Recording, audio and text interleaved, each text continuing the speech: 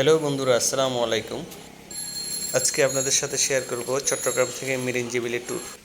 প্রথমে আমরা গিয়েছিলাম চট্টগ্রামের নতুন ব্রিজ এলাকার বাস কাউন্টারে। ওইখানে ডাইরেক্ট কিছু বাস আছে, মার্সা বাস। ওখানে জনপ্রতি নিবে আপনার 250 টাকা। আর কিছু লোকাল বাস আছে আপনার ইগল, এগুলো নিবে 150 টাকা। যেহেতু আমাদের হাতে সময় ছিল, তাই আমরা 150 টাকার বাসেই উঠি।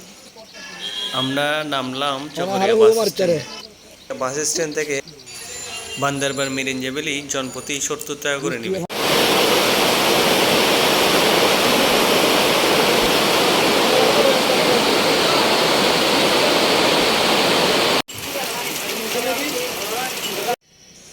যেহেতু আমরা 4 জন গেছি, কমফোর্টেবলের জন্য আমরা একটা 500 টাকা দিয়ে সিএনজি ভাড়া করলাম। আপনারা চাইলেও সিএনজি দিয়ে যেতে পারেন। সিএনজি দিয়ে ডাইরেক্ট কটেজে নামাই দিল আমাদেরকে। যেহেতু আমরা 4 জন ছিলাম, কটেজের ভাড়া পড়ছিল 2000, তাহলে জনপ্রতি 500 টাকা করে কটেজের ভাড়া পড়ছে।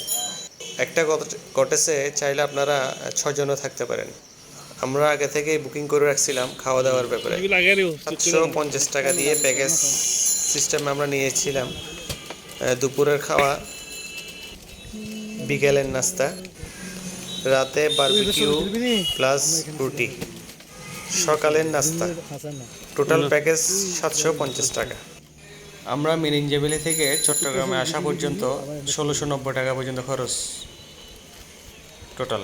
আপনারা চাইলে সালসা, ঝর্ণা, ঝিরি এগুলো ঘুরে আসতে পারেন। একটা গাইড লাগবে। গাইড পার জন খরচ পড়বে 100 টাকা, ওইটাও অ্যাড করতে পারেন। ঢাকা থেকে বা ঢাকার বাইরে থেকে যারা আসবেন, তারা জাস্ট গাড়ি ভাড়াটা একটু বাড়বে, গাড়ি ভাড়া প্লাস আমাদের খরচ। আমার মেসেজটা যদি আপনাদের ভালো লেগে থাকে, অবশ্যই লাইক, কমেন্ট, শেয়ার করে দিবেন। ধন্যবাদ।